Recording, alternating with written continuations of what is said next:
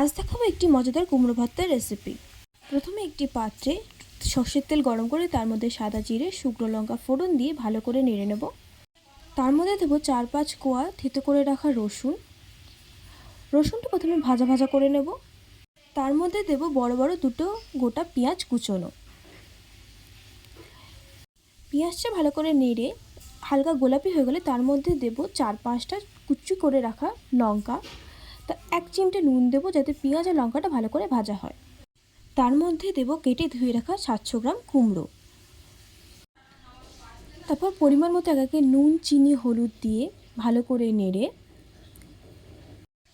ঢাকা দিয়ে রাখবো যতক্ষণ না কুমড়োটা ভালোভাবে সেদ্ধ হয়ে যাচ্ছে। কুমড়ো সেদ্ধ হয়ে গেলে কুমড়োগুলো ভালো করে খুন্তি দিয়ে ভেঙে দেবো।